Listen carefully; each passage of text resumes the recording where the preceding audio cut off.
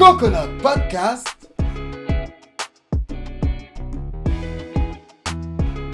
saison 5,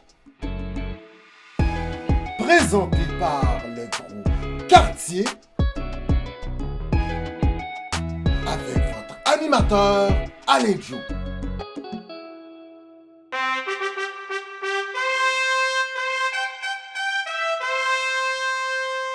Mesdames, Messieurs, bonjour, Koué.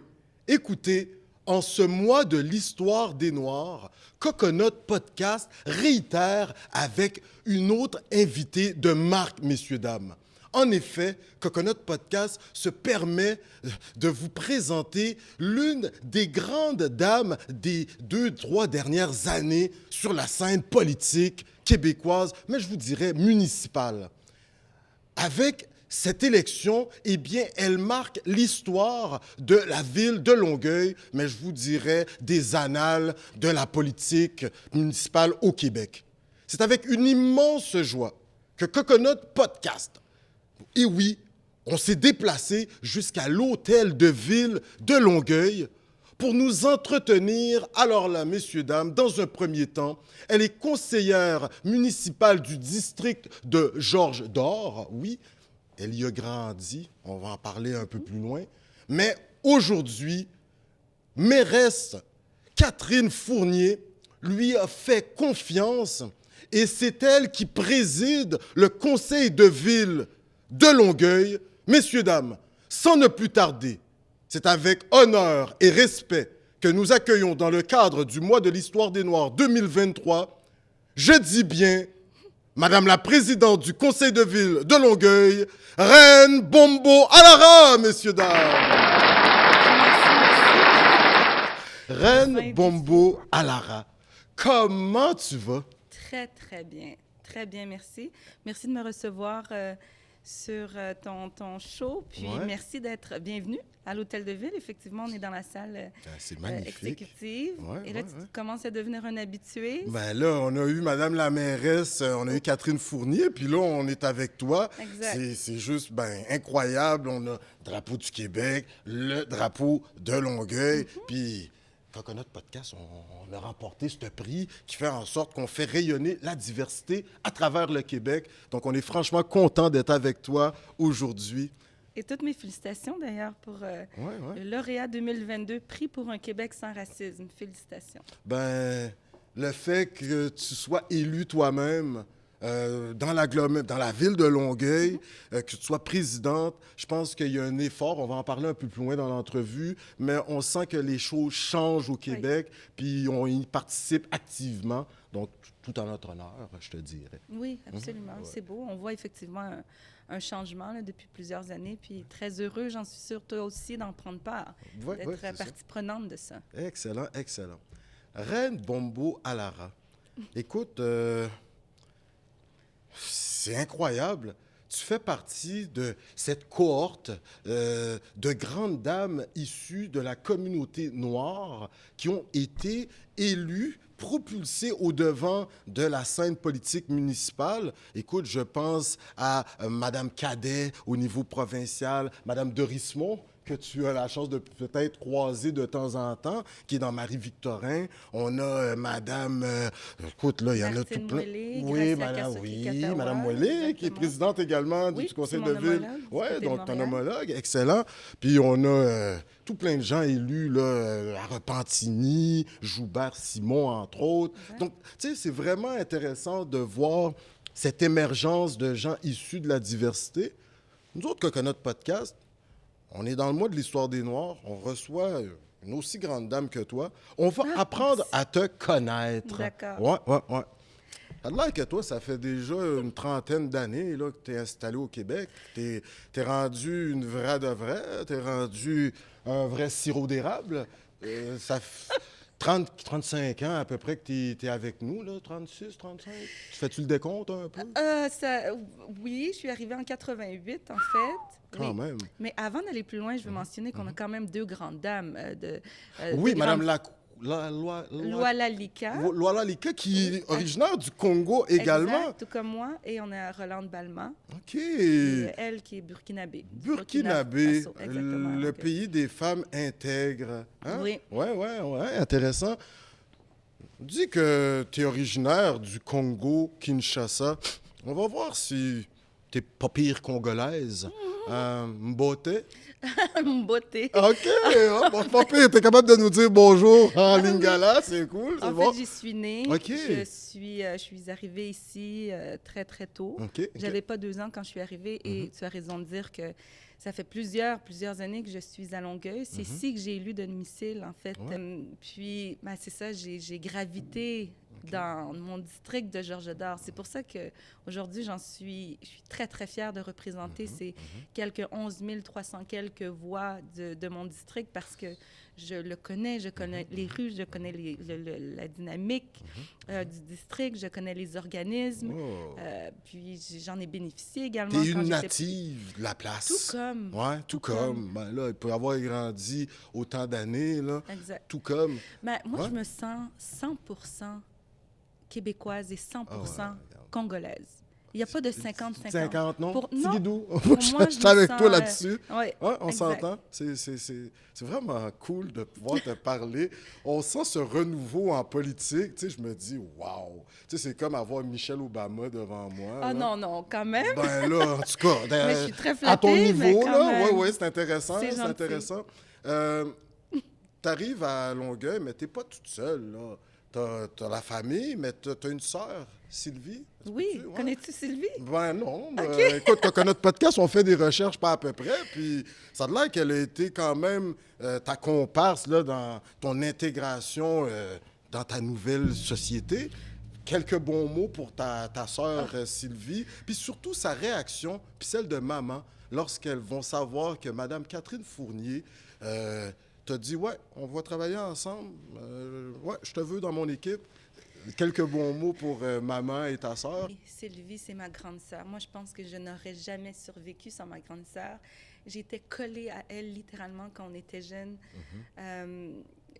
Elle a été, mon Dieu, une vraie grande sœur. Quand ma sœur me parle, mais jusqu'aujourd'hui, quand elle met son pied à terre, je l'écoute. C'est ma grande sœur, définitivement. Donc, on est arrivé, oui, on est arrivé ici à Troyes avec ma maman et Sylvie.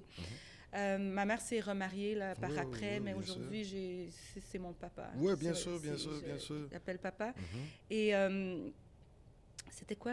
Maman, elle a fait... Ah, maman. Oui, c'est ça. Ouais. En fait, quand j'ai parlé avec Catherine, puis on s'est entendu pour faire la campagne ensemble, j'ai fait un Zoom. J'ai appelé certains gens de ma famille. Je disais, il faut que je vous annonce quelque chose. Donc, on a fait un Zoom, puis je leur ai dit, je vais faire les prochaines élections. Mais même moi, j'étais in disbelief, comme on dit. Puis finalement, tout le monde, ma famille s'est impliquée.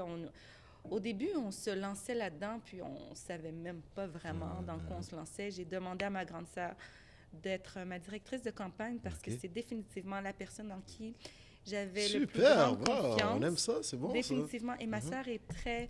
elle a de la rigueur. Elle a de la rigueur, exactement. On va arriver plus loin parce que même quand tu présides le conseil de ville, t'es quand même très cool, là, si tu me permets. Okay. Parce qu'on a suivi, nous autres. OK, ouais, t'es très cool, mais t'as quand même cette rigueur. Il y a des règlements qui se doivent d'être suivis lors d'un conseil municipal ou exécutif.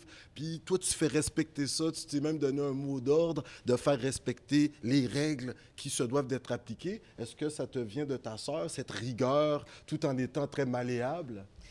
Excellente ou de maman? Excellente question. Je pense qu'on est un peu toutes comme ça. On est très simple et légère dans la vie, mais on est très pointilleuse sur notre... comment je pourrais dire?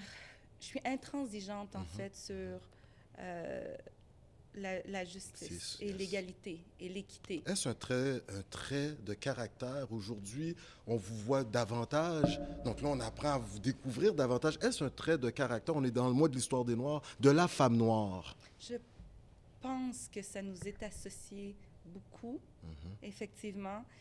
Je pense que moi, je parle et je carbure à l'intégrité toujours. Moi, j'ai grandi avec une maman qui m'a dit, ma fille, tout ce qui se fait la nuit se fait toujours voir à la lumière du jour. Donc, ne pense jamais. Yes. Puis, je vais même te raconter une petite anecdote, une histoire qui a fait que cette phrase-là est devenue ancrée en moi. OK. Je devais avoir 6-7 ans maximum. Puis ma mère faisait, bon, c'est la réalité, immigrant première génération. On a le travail qu'on peut. Ouais, pour retourner même subvenir à faire la ses famille. études, là. Exact. Ouais, Ma mère ouais, a fait ouais. son parcours Intéressant. ici. Puis elle faisait du nettoyage dans un bureau d'avocat à Montréal. Imaginez. Okay. On habite à Longueuil. Partir, ouais. Pour une raison X, là, c'est flou, elle n'arrivait pas à me faire garder ce soir-là. Puis finalement, je l'accompagne. Et elle trouve dans une poubelle un crayon comme de très grande qualité. Okay. Mont Blanc. Mont Blanc, ouais, c'est ça que j'allais dire. Elle laissait le crayon sur le papier, elle dit le crayon fonctionne et elle le remet sur le bureau. Et là, elle me dit, ma fille, tu vois, n'importe qui aurait pu partir avec le crayon. Et c'est là qu'elle m'a dit, tout ce que tu fais la nuit se fait toujours voir à la lumière du jour. Yes. Ça ne m'appartient pas, le crayon fonctionne. Est-ce que c'est une erreur, peut-être? Est-ce que c'est un test qu'on te fait? Oui, peut-être. Oui, voilà. Mais moi, ça m'a choquée à 7 ans. J'ai compris que c'était ça, l'intégrité. Super. Et ça m'a pris des années avant d'avoir cette discussion-là avec ma mère. Je ne sais pas pourquoi. Je pense qu'il y a 2 ans, je lui ai expliqué cette histoire-là, puis elle ne s'en rappelait pas. Puis elle m'a dit, j'ai oublié cette histoire-là, je ne m'en rappelais pas. Moi, ça forge un caractère, ça forge une personnalité. C'est à ce moment-là, oui. Puis ça, c'est intéressant parce que quand même, quand tu leur annonces dans le Zoom familial que tu vas faire campagne avec Madame la mairesse Catherine Fournier, tout le monde est super enjoué, mais ils devaient se dire, éventuellement, on voit reine en politique. Parce que, écoute, tu présidais déjà le conseil d'établissement de l'école secondaire de mon garçon. De ton garçon, là, qui a comme 16 ans là, aujourd'hui. T'es bien étais informé. déjà impliqué. Écoute, Coconut Podcast, tu as été élu sous le conseil d'établissement en 2018. Là. Exact. Ouais, puis tu as fait tout un travail au sein du couple. Parce que le conseil d'établissement, c'est là que se prennent les décisions là, au niveau de l'école. Puis, il me semble que tu t'es fait connaître à partir de ce moment-là. C'est là que tout a commencé, en fait, ça? à l'école secondaire de mon garçon. Je me suis impliquée parce qu'à l'époque, on parlait de l'éducation en sexualité qui allait arriver dans les écoles. Oui. Le cours culture et citoyenneté. Moi, je voulais m'informer, c'était nouveau, je voulais savoir comment ça allait intégrer nos écoles. Puis, il y avait beaucoup, je trouve, de discussions à l'extérieur ou de rumeurs. Puis, je me suis dit, je vais aller à la source. Je vais m'informer, puis je vais m'impliquer tout simplement. Et puis, j'avais aucune idée du fonctionnement à l'époque, c'était la commission scolaire. Mais je me suis présentée. C'était à une réunion de parents. C'était-tu les Patriotes à l'époque, non? Non, commission scolaire Marie-Victorin. Marie-Victorin. Exact. Et je me présente à une réunion de parents et puis, en parallèle, il y a l'Assemblée générale de parents. Et donc, on me dit, pour siéger sur le conseil d'établissement, il faut être élu. OK. Donc, je me présente, je fais un cours Laus, donc je suis élue. Ensuite, on me dit, il faut quelqu'un pour représenter notre école à la commission scolaire. Je me présente, je suis encore élue. Et finalement, quelques semaines après, je me présente à la commission scolaire. Il y a peut-être une centaine de parents qui sont là. Et puis, ils expliquent, mais moi, je suis là, je représente l'école, et je dois apprendre. Je me dis, il faut que j'apprenne à la vitesse grand V parce que je représente quand même une école et je n'ai aucune idée de ce que je fais, mais j'avais tellement soif d'apprendre. Et puis, on me dit, il y a des élections pour être secrétaire, président, tout ça. Puis, on me dit commissaire scolaire. Et ça revenait. C'est ça, tu as été élu à l'époque. C'est ça, on était... Là, on est en 2018. J'écris un cours Laus sur le bord d'un papier. Je me présente devant une centaine de parents. Et puis, je me présente. Et puis, je suis élue une autre fois. C'est le début de... C'est le début. Oui, c'est ça, c'est intéressant. Mais je ne savais absolument pas ce que je faisais. Donc là, je me suis assise, je me suis mise à lire. Ça a l'air que tu es très curieuse. Je suis excessivement curieuse. Ça. Mais c'est ça qui m'amène toujours à une autre étape, à pousser des portes. À ouvrir, c'est ça. À pas dire défoncer des portes, mais à les ouvrir parce que... d'après l'équipe de recherche de Coconut Podcast, écoute, c'est toi, en voyant que tu t'impliquais, qui a vu le programme de Madame la mairesse Catherine Fournier, Coalition Longueuil, Longueuil, Catherine puis Fournier. tu as pris ton téléphone, hein, comme on dit, pas barré, la madame, puis, madame, tu lui as envoyé un courriel, ouais, voilà. Catherine, moi, on s'est déjà croisés, là, peut-être dans 2 événements à Longueuil. J'aimerais ça, peut-être faire partie de ton équipe. As-tu de la place? Moi, je suis une fille de Longueuil, Oui. Longueuil-oise, tu sais. Exact. Puis, tu as eu un retour d'appel, peut-être as-tu truc. Puis ça, c'est encore une autre anecdote. Il faut que les gens ils sachent là, que leur présidente, quand elle veut de quoi, puis elle veut que ça change, les choses changent.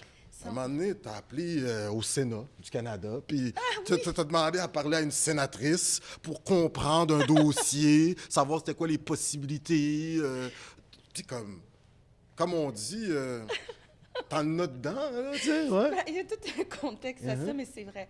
Là, je parlais de ma maman qui m'a appris ce qu'elle m'a appris, mais j'ai aussi grandi avec un papa qui m'a toujours dit, ma fille, si tu veux quelque chose, demande. Et la pire chose qui peut t'arriver, c'est qu'on te dise non.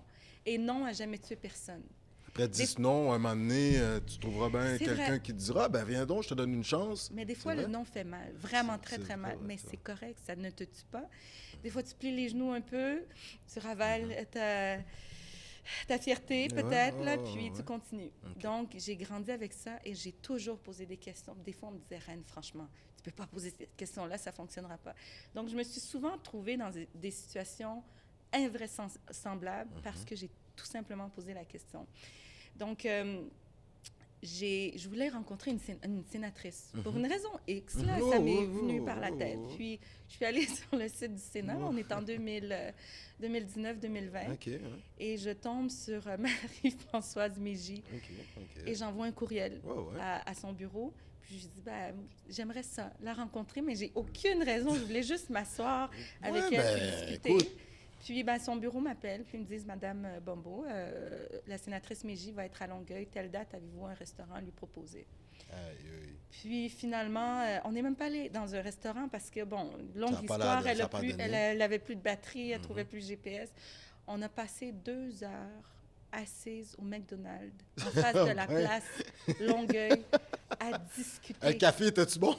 Le café, moi, je bois jamais de café, Ok, mais ouais. je lui ai offert. Je disais, ben là, elle est chez moi, elle s'est déplacée. Minimum. C'est là. sur mon bras. Ouais, c'est ça, OK. Puis, elle m'a dit, qu'est-ce que tu veux savoir? J'ai dit, ton parcours, ça ressemble à quoi? T'es partie de quoi?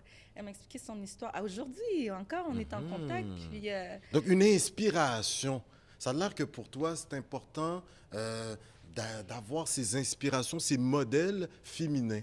Toi, aujourd'hui, tu en es un. Tu es un modèle pour plusieurs jeunes filles issues de la diversité, pour les jeunes garçons, les non-binaires, non-genrés. Reine Bombeau Alara, on est dans le mois de l'histoire des Noirs. Tu as un parcours plus qu'incroyable. Aujourd'hui, qu'est-ce que ça représente pour toi d'être une femme noire en politique, soit au municipal, au provincial ou voire même au niveau fédéral? Quel impact penses-tu que tu as aujourd'hui sur l'ensemble de la population québécoise et surtout de la Rive-Sud, Longueuilloise? On t'écoute. ben, merci. Merci pour le compliment. Je comprends que je suis une référence très humblement. J'ai grandi de rien. Je veux dire, on a dû bâtir. C'est en partant d'absolument rien. Tu l'as mentionné tantôt, maman a fait ses études ici, elle a fait le Collège La Salle, elle a fait l'université. D'ailleurs, ça a été la première à devenir bachelière dans notre famille. Super. Puis je pense que maman avait tellement une vision pour ses enfants. Pour elle, on venait pour avoir une meilleure situation. Puis elle comprenait l'importance ou le sérieux des possibilités qu'on avait ici, des ressources auxquelles on avait accès, puis elle a maximisé là-dessus. Elle est allée à l'école. Puis, elle nous l'a inculqué aussi. Il n'était pas question... Mais en fait, j'ai pas tellement senti cette pression-là qu'il fallait réussir à tout prix. Comme, tu sais, souvent... Mais le deal est comme, maman, elle se donne tellement pour nous. Exact. Regarde, je peux pas la décevoir là-dessus parce que c'est comme, elle fait ça pour nous. C'est ça. Ouais, ben, ouais, Ça a été- on ça a- se retrouve là-dessus. Ouais, Oui, c'est ça a été intéressant, ça. Puis tu le fais par amour, tu le fais pour rendre ta mère fière, tu le fais pour redonner. Je comprends aujourd'hui qu'en grandissant de rien, en grandissant dans un quartier défavorisé, puis que ta vision et ton travail acharné t'amènent ici, je pense que ça, c'est très... ça reflète énormément l'importance de ne pas s'arrêter à d'où est-ce qu'on part. Et là, justement, là, on va le dire, je suis une femme, je suis une femme noire, je suis une femme qui n'a pas grandi dans, comment on dit, la ouate? La ouate, La ouate, exactement. Ouais. Dans cette opulence démesurée. C'est ça, mais ça n'a rien changé, parce qu'aujourd'hui, je suis là, puis j'ai encore, tu sais, ma vie ne s'arrête pas ici, j'ai une vision incroyable, j'ai des projets incroyables qui s'en viennent, donc je pense que juste ça, là, si je peux montrer aux gens que peu importe les circonstances dans lesquelles tu es, mais ça ne définit pas, pardon. Oui, tout à fait. Où est-ce que tu t'en vas?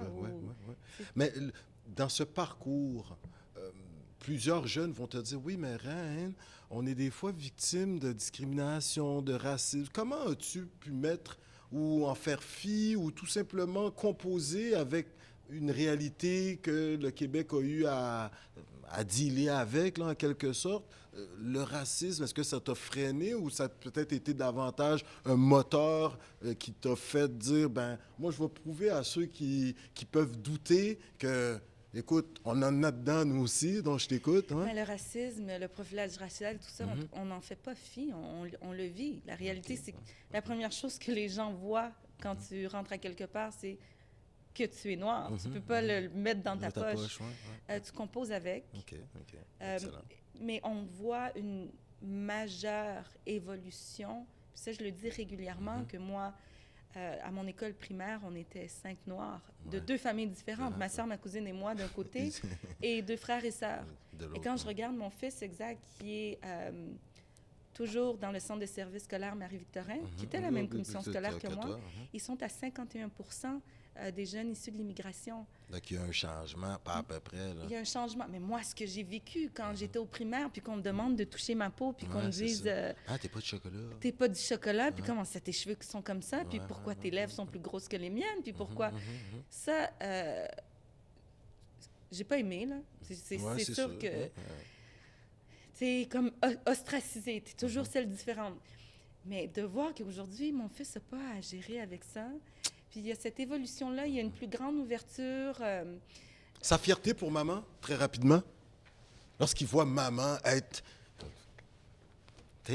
qui elle est là, dans les premières citoyennes de Ville de Longueuil, comment il réagit ça, comment il prend ça plutôt? Ouais? Mon fils est très détaché. Très, très détaché. Je te dirais que l'émotion vraiment que j'ai vue chez lui, parce qu'il ne regarde pas le conseil de ville, il ne vient pas avec moi dans les événements. Souvent, j'essaie de le tirer. Non, ça ne l'intéresse pas.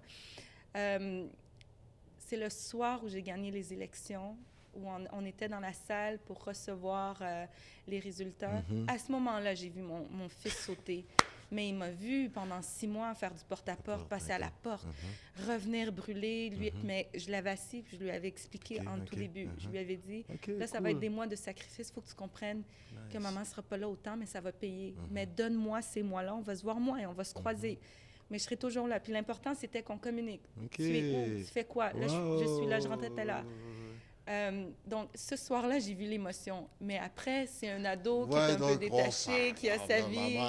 C'est ça. OK, mais... Il n'est pas impressionné par qui que ce soit, mon fils. Et je trouve en même temps que c'est une qualité. OK, excellent. Puis quand j'étais commissaire scolaire, je lui disais, Jayan, 1 fois par mois, tu viens avec moi à une activité politique. OK, superbe. Puis il y a quelques reprises, je l'ai vu en train de... parler ou faire des blagues avec des députés X, Y, Z. Puis il n'avait pas... Il n'était pas intimidé du tout. Et ça, j'ai aimé ça. Mais il n'y a pas grand monde qui l'impressionne. Est-ce qu'on risque de voir Fiston de Bombou à Lara un moment donné dans l'arène politique? Pas du tout. Hein? Ah ouais? Non, c'est un... Sûr de ça, là? Je ne crois pas du tout. OK. Je mettrais 100 $. Mon fils, c'est un sportif. C'est vraiment un athlète. OK. Ouais. Oh oui, Excellent. donc je pense que l'objectif, c'est toujours de faire la NBA. On a là, vu en Ken ce moment. Dryden, là, du hockey, qui est devenu député, puis on a vu Jacques Lemaire, Jacques Demers, hein, Jacques Demers, ouais, qui est oui, devenu sénateur. exact. Écoute, peut-être un moment donné... Peut-être. hein, Mais il n'a tellement aucun intérêt. Ouais, ok. S'il devient, c'est que ça va se développer. Ça va se éventuellement. développer, En ce ouais. moment, il n'a pas la Il l'a pas. Non. OK, excellent. Bon, maintenant, on rentre dans le plat principal. Il ne nous reste pas beaucoup de temps, Reine. On a appris à te connaître. Là, tu gères, en tout cas, tu gères. T'es dans les grandes personnalités de Ville de Longueuil.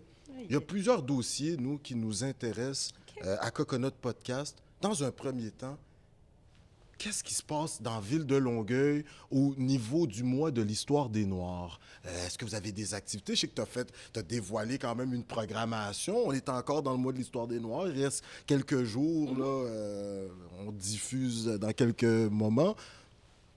Quelle activité vous avez mis en branle? Est-ce que tu sens que les citoyens répondent favorablement? Est-ce que tes collègues sentent sensibilisés par la chose? On t'écoute. Ouais.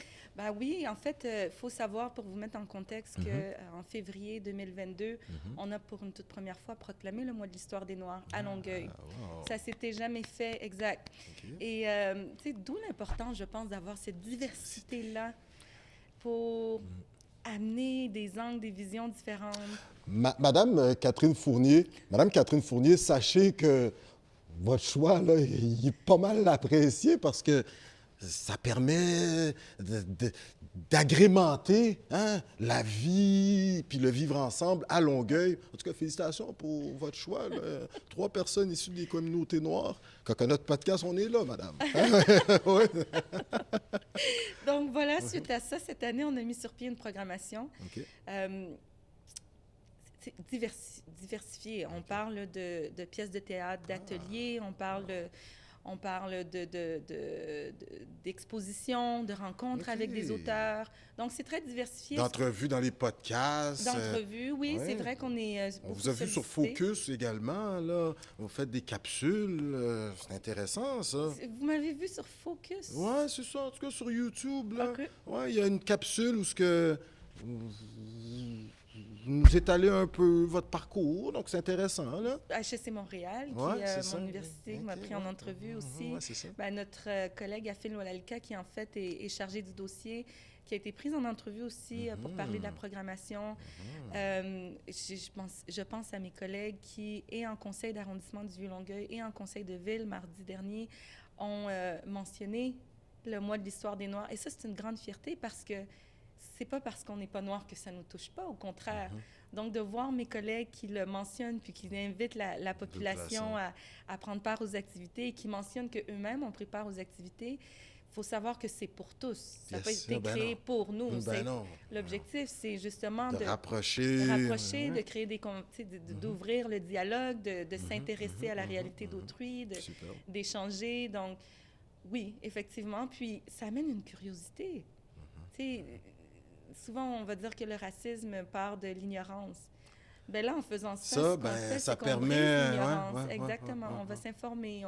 Déconstruire des préjugés. Exactement. Puis toutes les activités sont gratuites en plus. Bon, hein? J'invite la population de Longueuil et même à l'extérieur de Longueuil, s'il y a des curieux, de venir prendre de plus en plus, Longueuil, il y a cette offre un peu touristique. Là. On sent que de plus en plus, les touristes de Montréal viennent découper. Mais les Montréalais, en tout cas, Coconut Podcast, nous, l'été dernier, on était dans Montérégie, puis on s'est promené, là, vous avez un centre-ville intéressant, un vieux Longueuil qu'on appelle, les rues sont fermées.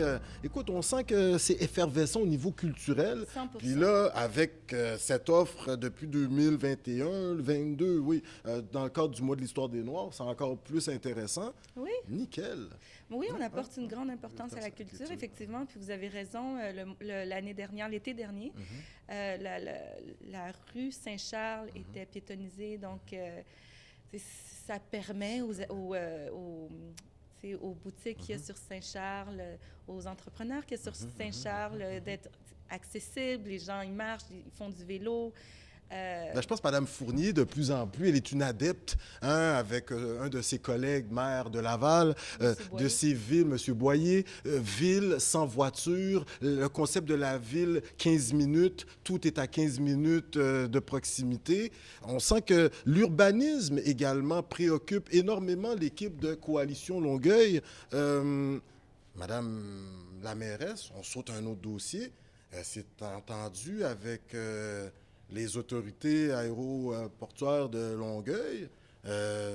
Ça a l'air que maintenant, vous avez un accord qui va faire en sorte qu'il y a des terrains qui vont être mis à la disposition pour pouvoir davantage construire, mais dans une harmonisation avec l'aéroport de Saint-Hubert, c'est bien ça? Oui, l'aéroport, j'aimerais vous entendre. Oui, effectivement.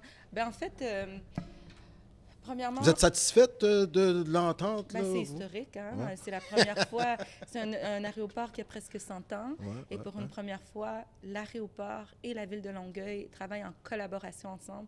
Et c'est ça le point important qui doit émaner de ça, c'est que là, on est dans une vision commune. Et l'aéroport et la ville de Longueuil. En 10 heures et 6 heures, plus de vols, plus d'avions qui vont survoler. Là, exactement. Ça, c'est intéressant, ça. C'est ça. Donc, c'est sûr qu'on se base sur... Il y a 3 critères vraiment importants là, pour l'acceptabilité sociale. La qualité de vie, tu viens d'en parler. Il n'y aura plus de vols commerciaux la nuit entre 23h et 6h le matin. Quand même. C'est pas rien. C'est pas rien. Tu parlais de terrain, effectivement. La ville et l'aéroport vont s'entendre sur les terrains pour le développement économique. Donc, quelle entreprise est-ce qu'on aimerait, avoir sur le terrain? Puis ça va amener une richesse, bien sûr, et pour Longueuil et pour les alentours. Okay. Donc, ça, c'est dans la portion d'innovation aéroportuaire. Et l'environnement aussi. On veut s'assurer... On est en train de travailler, en fait, sur un plan pour être carboneutre. Carbone. Oh, oh. Mais... c'est ça, même le combat de Mme la mairesse, Mme Fournier, les îlots de chaleur, il y a tout. C'est une mouvance là, au niveau des mairies du Québec. Les changements climatiques, elles s'y attaquent énormément. Donc, avec cette nouvelle configuration urbaine, elle compte s'y attaquer énormément également? Ben, c'est fini le temps où on va raser des forêts pour faire du développement, à domicile.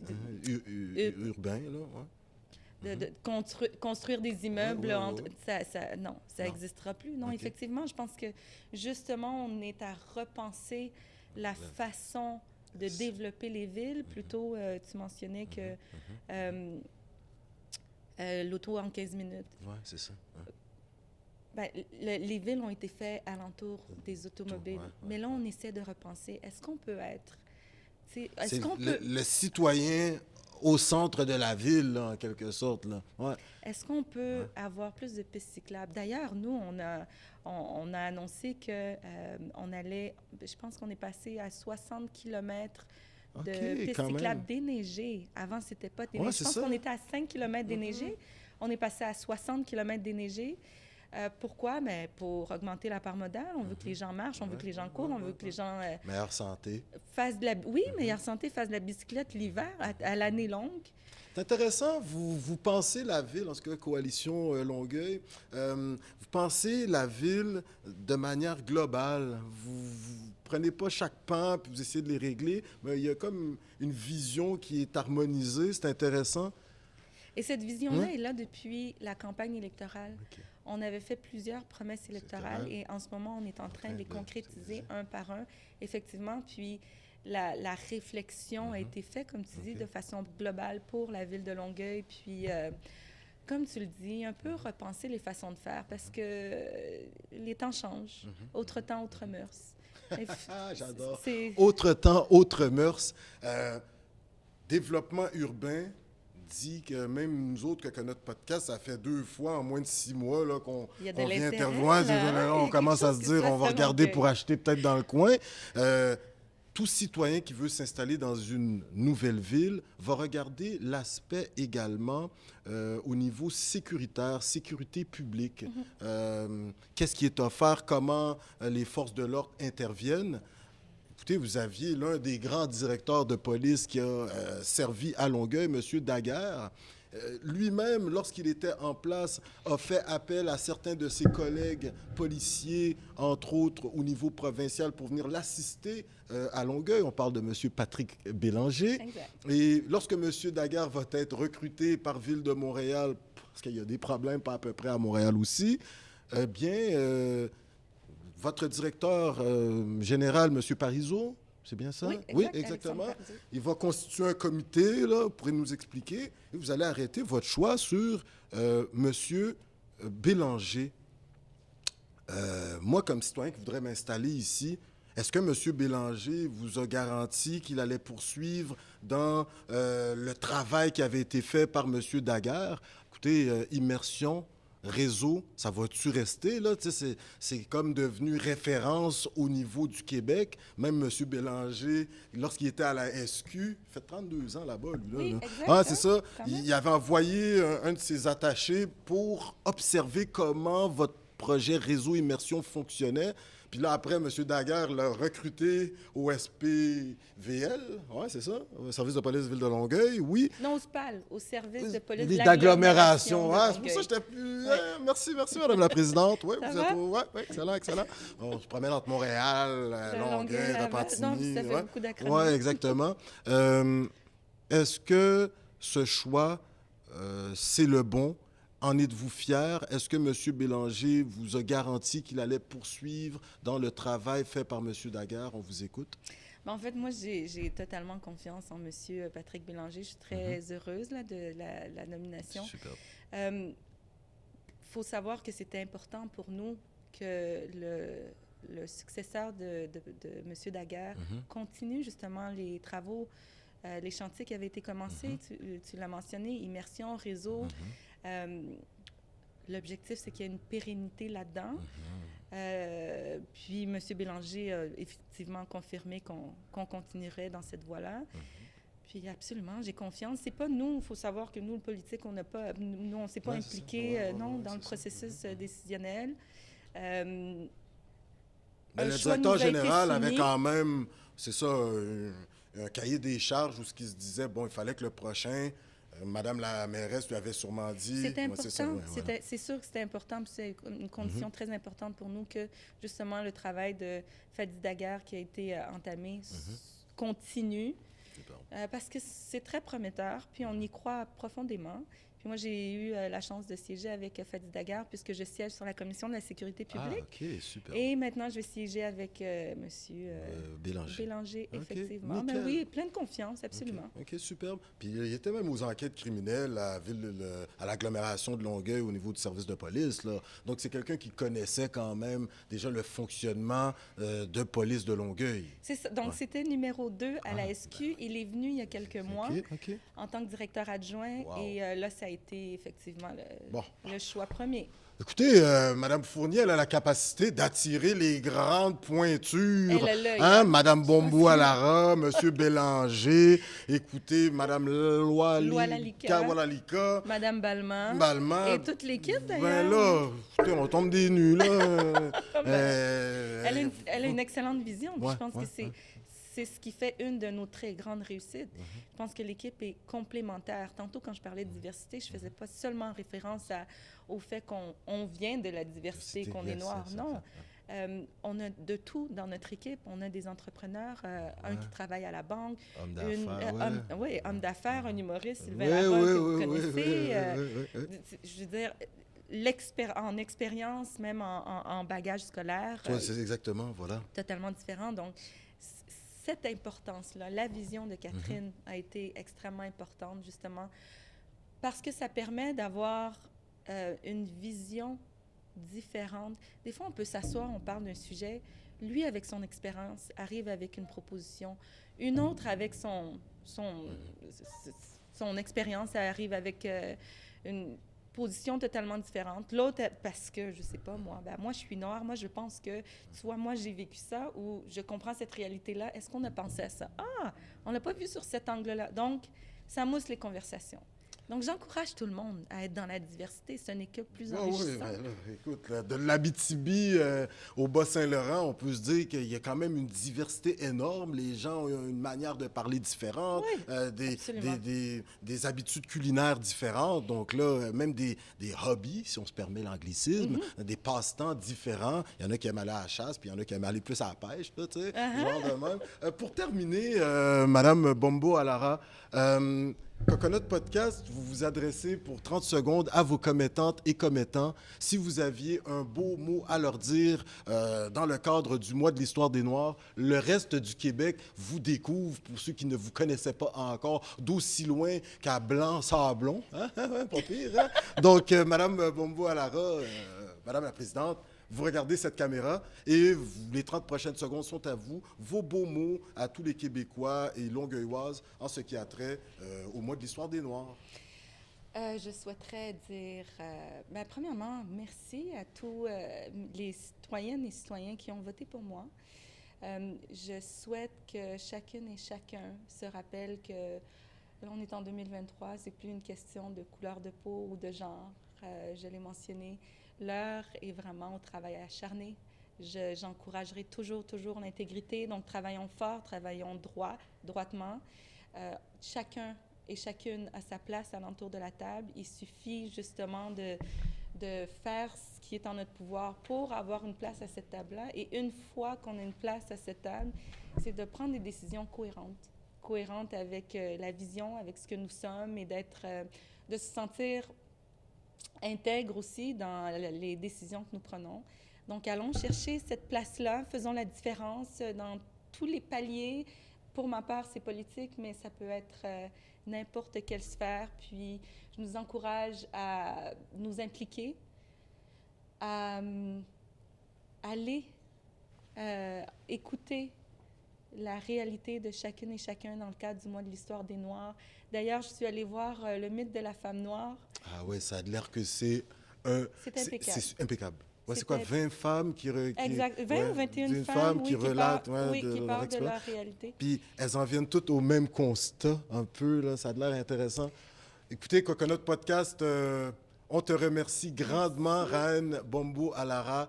Toute une entrevue. Je pense que là, c'est Mme Loalika qu'on va venir voir, Mme Bomba. Non, Balma. Balma, exactement.